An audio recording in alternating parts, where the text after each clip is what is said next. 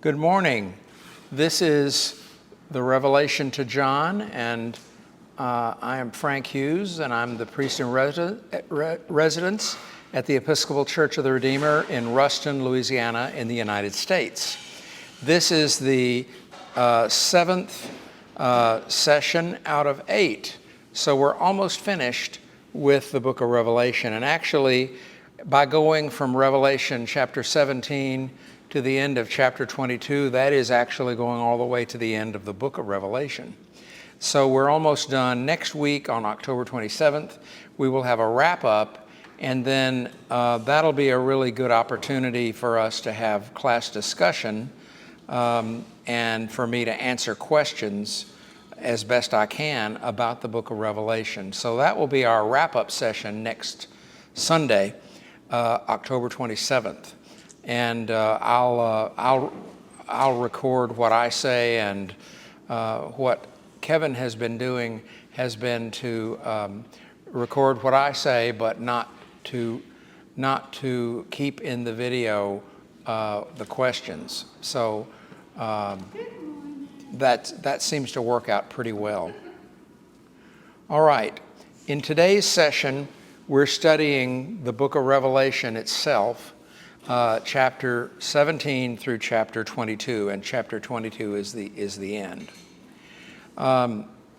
In chapters 4 and 5 of Conversations with Scripture, Revelation, Dr. Frederick Schmidt pointed out many details of the narrative in Revelation which have their roots in Old Testament books like Daniel, and especially the prophetic book of Ezekiel.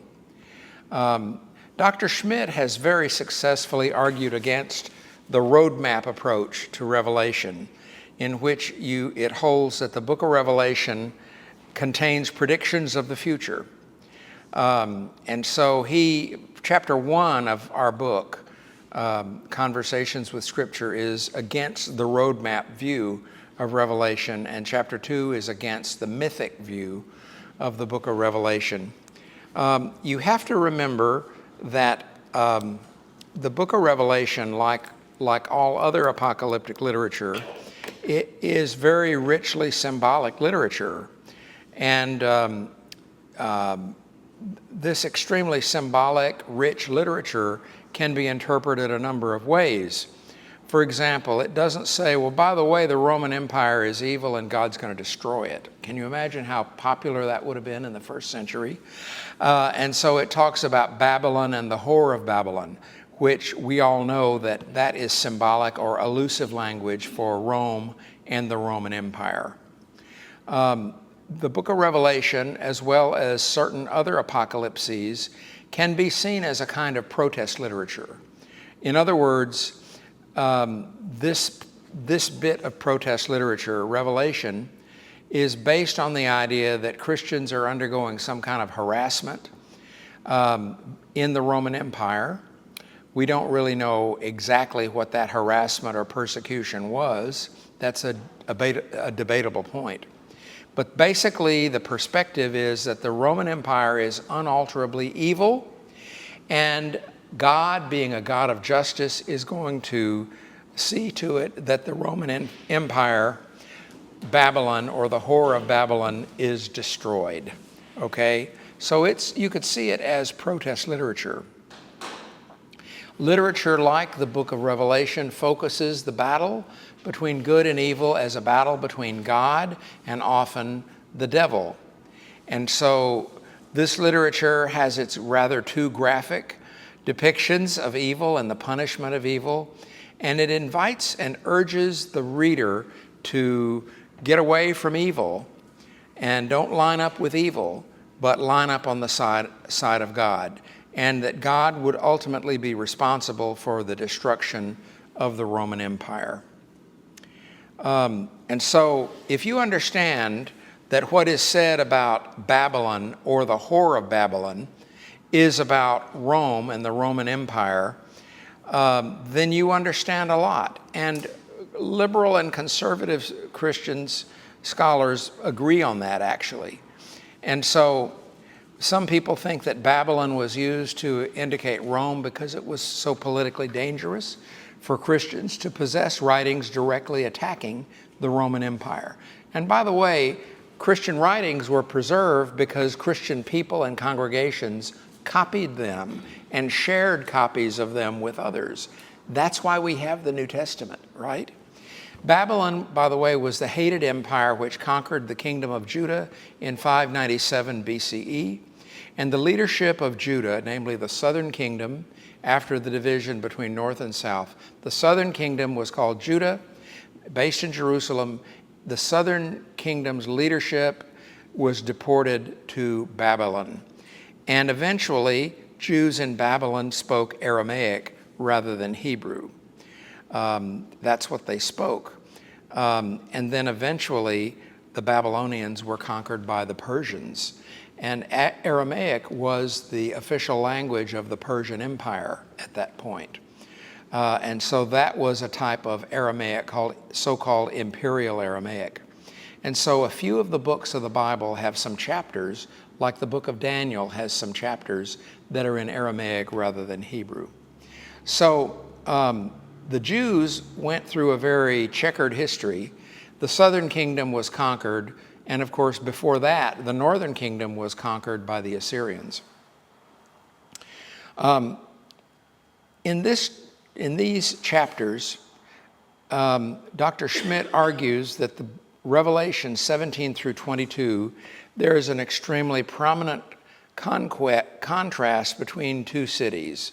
The holy city of the Jews is Jerusalem, and the other evil city is Babylon. By the way, there was a city of Babylon, and there was the Babylonian Empire, and it meant Rome. Jerusalem is the city beloved by all Jews and Christians.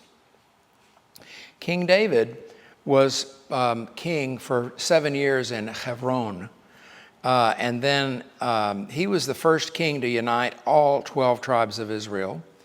And later, he being the wheeler-dealer that he was, he moved his capital from Hebron to Jerusalem. And after the division of the kingdom into Israel in the north and Judah in the south, Jerusalem was the capital of Judah. And so in the book of Revelation, Rome is unalterably evil. This is not true in the letters of Paul, because Paul never says the Roman Empire is evil. The book of Acts never says that the Roman Empire is evil. The book of Acts kind of soft pedals anything bad that the Roman Empire does. The book of Acts doesn't really say anything about that. And the book of Acts is completely silent about the fact that St. Paul was executed by beheading by the Roman Empire under the Emperor Nero, most likely. And so, just like Christians today don't agree on everything, Luke Acts seems to think the Roman Empire is okay. And Luke Acts, particularly Acts, constantly shows Paul is trying to bring the gospel to fellow Jews. They keep rejecting it, and then that gives the impetus for Paul to then go and do the Gentile mission. And then eventually Paul's in trouble with the law, and then he appeals to Caesar, and he therefore goes to Rome. So Rome is not portrayed in negative ways in the Pauline corpus or in the book of Acts, but Rome is portrayed in a very negative way in the book of Revelation. And so you can see why it perhaps had to be written in code.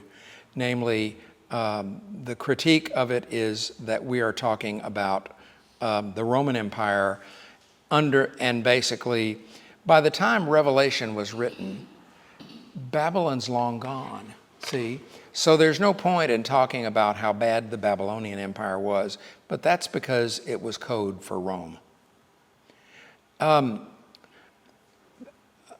In Revelation 17:6, Babylon, meaning Rome, is drunk with the blood of the saints and the blood of the witnesses to Jesus. This strongly suggests that persecution and martyrdom was happening in Rome or in the empire. To be drunk with the blood of the saints meaning the saints are shedding their blood, and Rome, being the evil thing that it was, is drunk with the blood. But in 1714 it says, but in the war that she is about to wage with her allies against the Lamb is Jesus, see? She will be defeated, the whore of Babylon.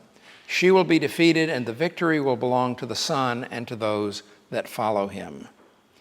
And so then, in chapter 18, there is prose interspersed, but mostly it is poetry, and it's a funeral dirge for Babylon.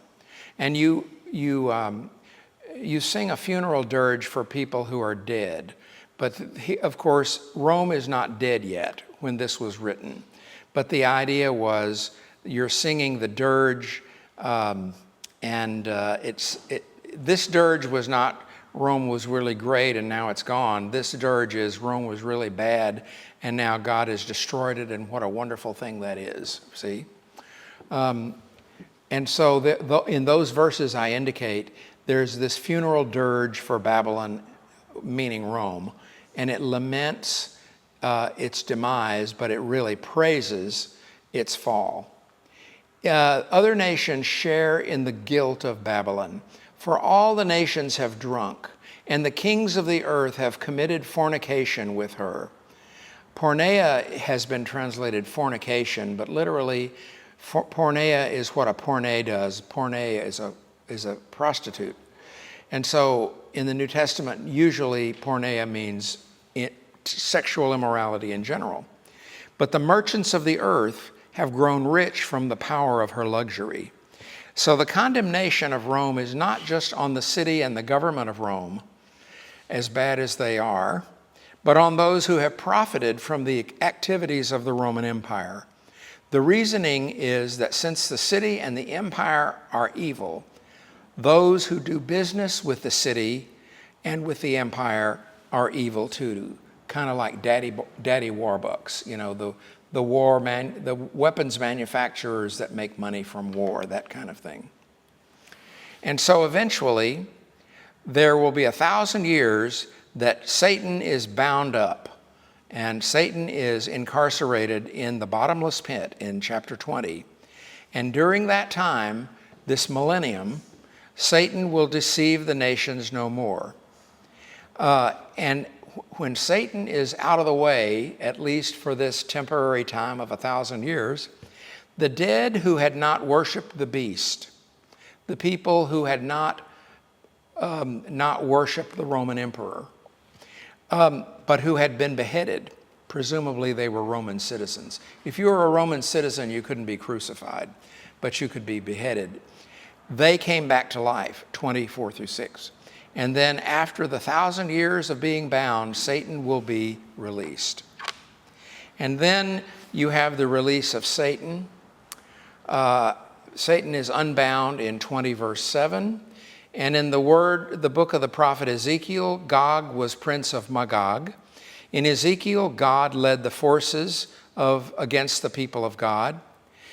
In Revelation, he becomes a symbol of the opposition to God, and Gog and Magog seem to be spoken of as separate entities. But in Ezekiel, Gog is perhaps a prince of Magog. And so God opposes Gog and Magog, and fire consumes them, because these entities have been deceived by the devil.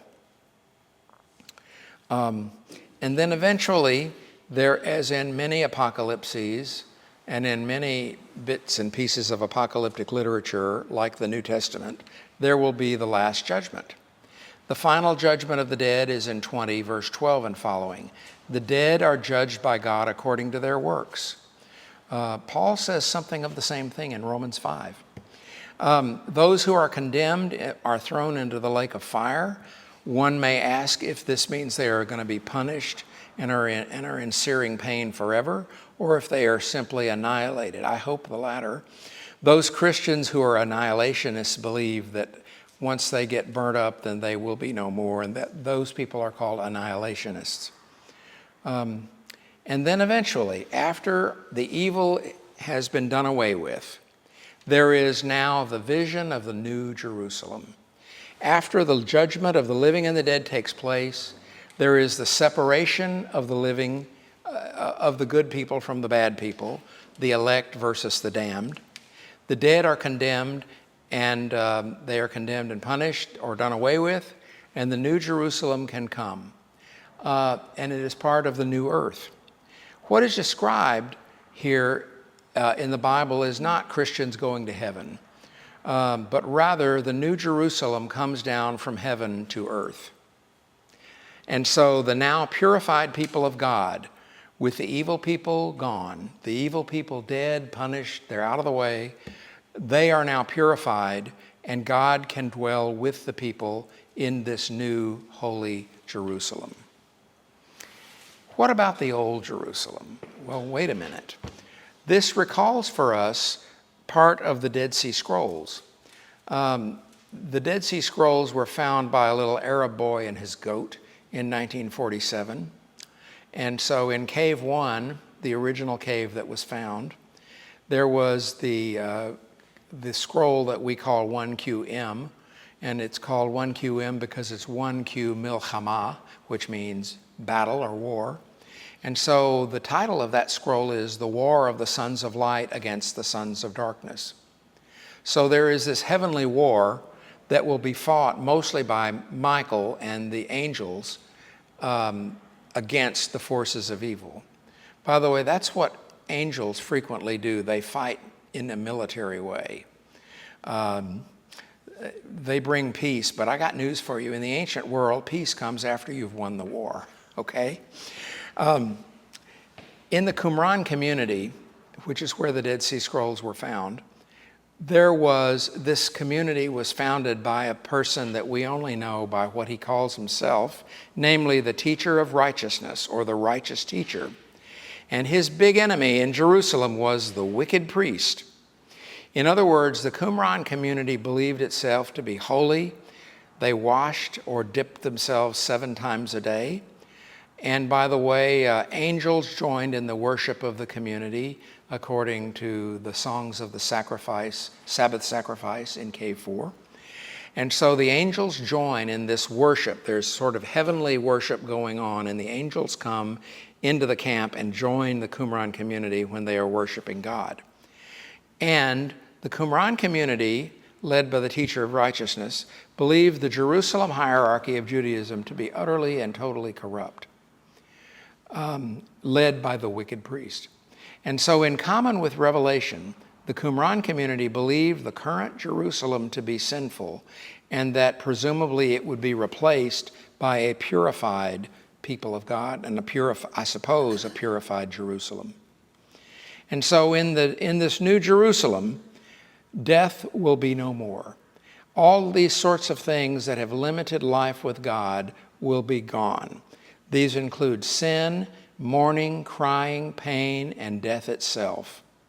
And God will say, I am making all things new, which gives us the same idea as you see in Isaiah 65, where you have the new creation.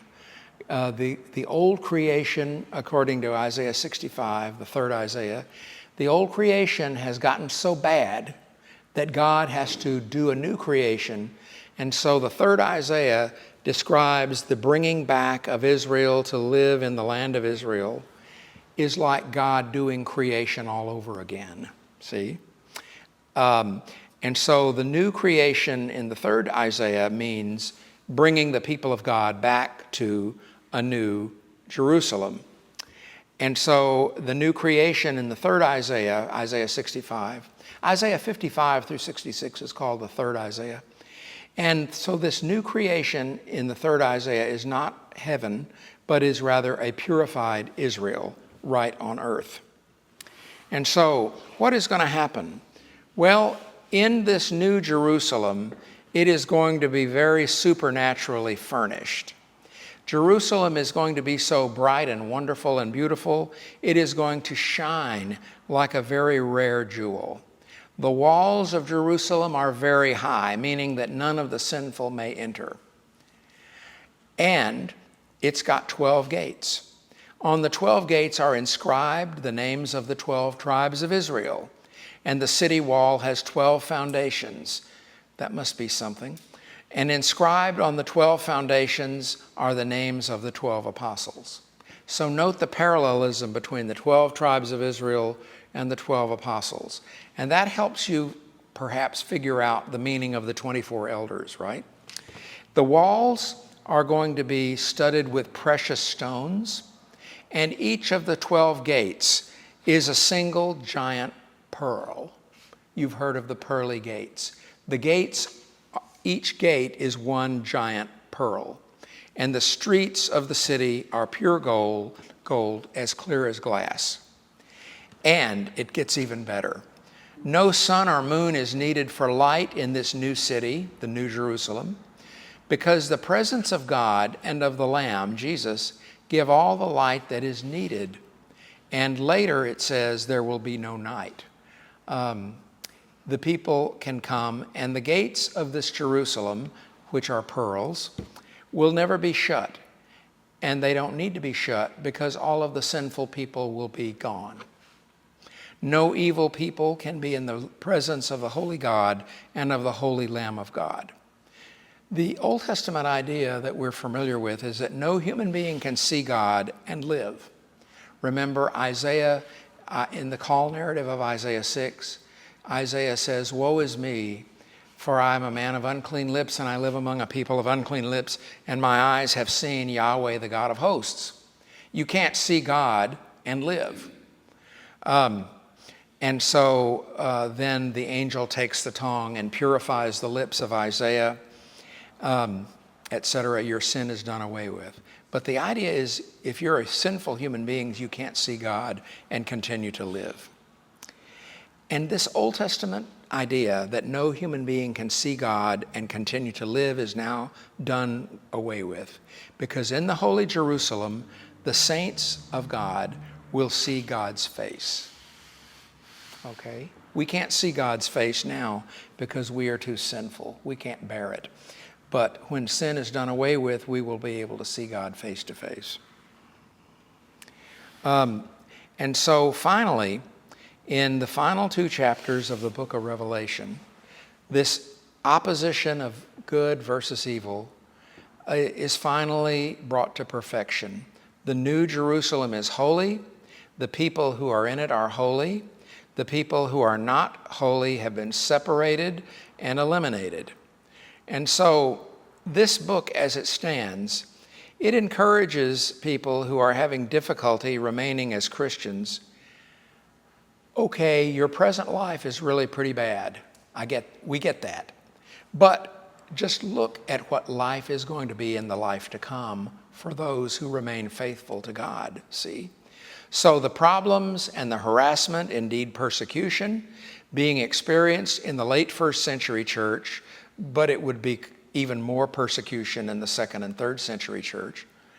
This is now, according to this vision of the New Jerusalem, completely overshadowed by the divine paradise that is coming to them, the New Jerusalem in which they are going to be privileged to live.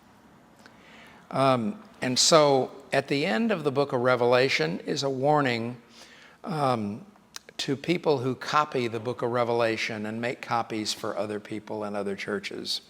There is a solemn warning to those who copy the book, warning copyists to copy accurately this book and not to edit it, either by way of addition or subtraction. And given what copying books in antiquity was really like, this is a really good and appropriate warning. See, for example, the preface of the Gospel of Luke, the first 4 verses of Luke, where the author refers to, quote unquote, many having organized narratives of the things that have happened among us. And those narratives would seem to be the other Gospels. But the writer of Luke now is telling it to his readers that he is going to tell you the story about Jesus and the early part of the church. He's going to tell it to you akribos, which means diligently, or probably more likely means accurately. Other people have given you the Gospels, and they're a little bit sloppy with it. But now I've been researching this for a long time, and I'm going to tell it to you accurately, akribos. And so the book of Revelation ends on the note that was designed to be hopeful to the readers and the hearers of this book. Jesus says, "Surely I am coming soon." This means that the bad times and the painful events that plagued the faithful in the late first century church are going to be done away with soon. How soon is soon? Mm-hmm. But in Matthew 24, there is the idea that, okay, there is this terrible tribulation that's taking place, and God has actually cut short the days of tribulation for the sake of the elect. Matthew 24:22, also an apocalypse. If those days had not been cut short, no one would be saved. In other words, everybody would cave in under persecution. But for the sake of the elect, those days will be cut short.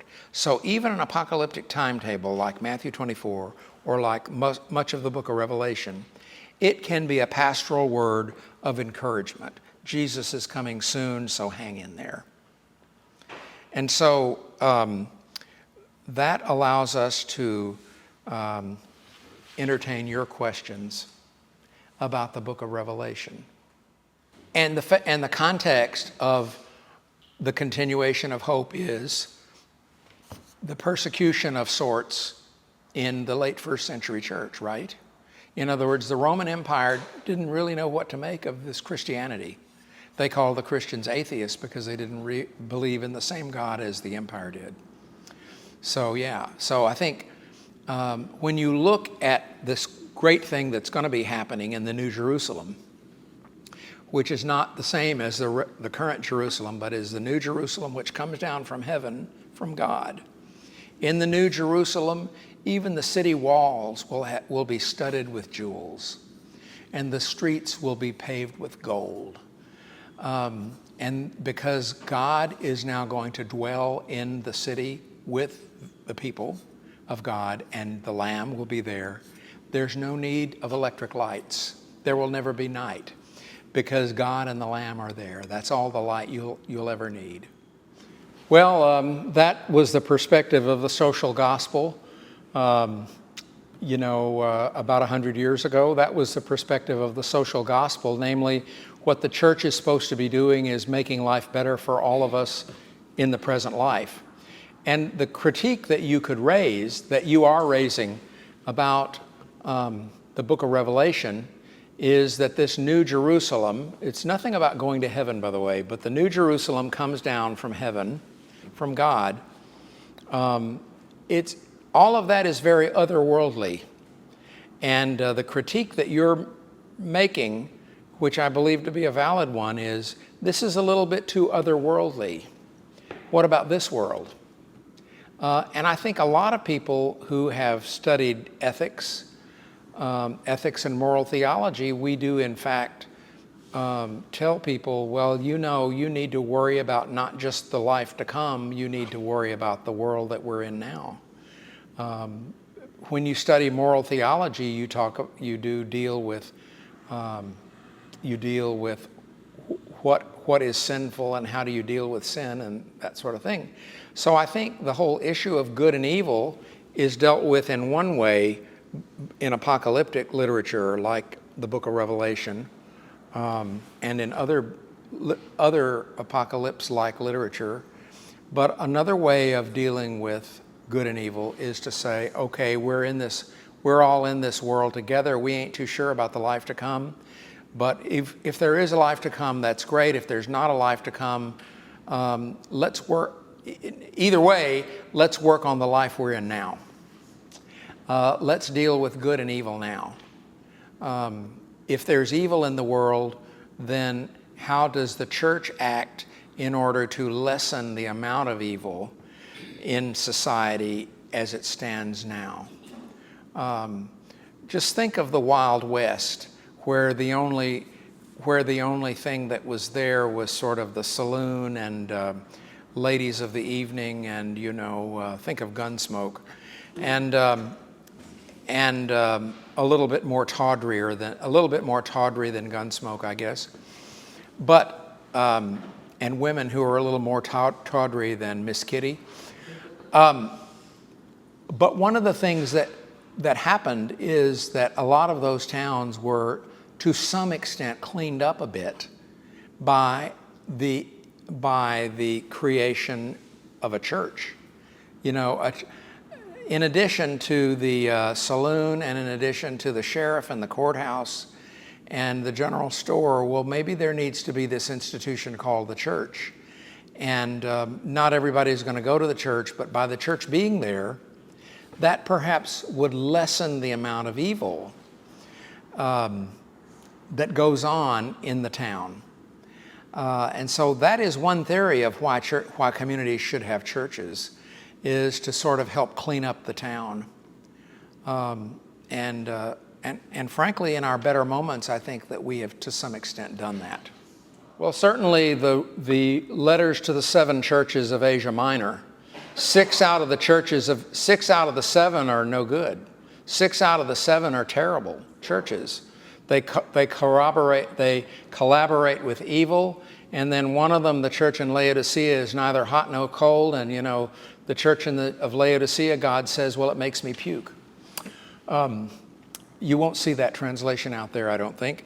But I think the critiques of 6 out of the 7 churches in the first couple chapters is a pretty good indication what our author, the author of Revelation, thought about the churches that he was dealing with in Asia Minor. We're not talking about the churches of Paul, you know, in Corinth. I mean, you could say a lot about the Corinthian church, right? We're not talking about those churches farther west. We're talking about the Asia Minor. So I think the critique is, okay, you're collaborating with evil. You're collaborating with the Nicolaitans, whoever they were. You're doing all these really bad things that you should not be doing. And then as a result of that, the church, God says about these churches, you churches, you're terrible. You need to be purified. And so again, the stuff about the New Jerusalem is about a purified Jerusalem. And the stuff about the church, the people of God in this New Jerusalem, is a purified church. It's not the same old evil church that we've always been. So I think you could see some moral rigor in the letters to the 6 of the 7 churches, and then you can see some moral rigor in the judgments against evil, those who are not faithful to the gospel, and then the rewards for those who are faithful. So that is one way of encouraging people, to live a holy Christian life. So at least that is one approach. When you look at the New Testament as a whole, there are other approaches to living a Christian life. For example, the Epistle of James says, well, you say that you have faith and I have works. Well, you say you have faith. Well, I'll show you my faith in the light of my works. So according to the Epistle of James, you've got to do good works. And of course, according to Romans 12 through 15, you do good works because you're impelled to do these good works because of the Holy Spirit. So this is one perspective in the New Testament. It's not the only one, and I would say it's not the main one. It is a massive encouragement to stay faithful even when it is deathly difficult to stay faithful. It's like, remember the movie Pearl Harbor? And you have this priest anointing this kid who has been gravely wounded and is dying. And by the way, the priest, he got his Latin wrong. That's another matter. But he said that, Jesus, you're going to meet Jesus right now. You're going to everything is going to be right because you've been faithful to God, and God is going to meet you right now. And so when people are on their deathbed, quite literally, if they're conscious, and sometimes you ain't too sure if they're conscious, you say things that are encouraging and trying to build them up. When they're on their deathbed, they can't, and they're about to die, you can't make them do good works. You can encourage them, and you can encourage them to believe in God and to have faith in God and to have courage. But you can't make them do good works if they're going to die in 2 hours. So as the church ministers to people in different communities and in different cultures, and obviously in different situations, you have to figure out the appropriate things to say and do to minister to people where they are. And that's what the writer of the book of Revelation, I believe, has done, is to say to churches that are apparently experiencing persecution in Asia Minor, which is being done, or perhaps which is being done under the auspices of the Roman Empire. Okay, this Roman Empire is unalterably evil. God knows it's evil. You're doing good, you're being faithful, you're going to be rewarded. And this evil is not just the local person with the local prefect. This evil is actually part of the Roman Empire, which we're going to talk about by calling it Babylon, or the whore of Babylon. And the whore of Babylon and the Babylon as a whole is going to be destroyed. And the reason Babylon is the way it is because of the devil. And there's going to be a time for 1,000 years that the devil is going to be in the bottomless pit. And so it's a book that encourages people who are experiencing grave difficulty in staying faithful as Christians to stay faithful no matter what, even unto death. And so I think you can interpret it that way. So the way that I believe you can counter inadequate interpretations of the Bible or deep misinterpretations of the Bible is to give your interpretation of the Bible and make sure that your interpretation of the Bible is as well informed as you can make it. It matters what we teach about the Bible. So I think the teaching of the Bible is really important. And when people in my line of work say things about the Bible that are not fully accurate, or they haven't done any real research, any research that could reasonably be called research, and they say stuff from the pulpit that just frankly ain't true, that is not a good thing for the church. That is not a good thing for the church. So I think it's important for the clergy and other people who minister in the church who aren't clergy to learn as much as we can about the Bible and to learn about the best ways to interpret parts of the Bible. And one of the things that you learn is there are some really good ways to interpret this literature, and here are some ways that have been used to interpret this literature that seem to be very inadequate. And so, the history of interpretation is also the history of misinterpretation. When you tell a church historian that, they get really kind of angry about that. But it's important to try to come up with a good and reasonable interpretation of the Bible, realizing that there are people out there who do not agree with you. And if you really get good at that, you too can be a biblical scholar.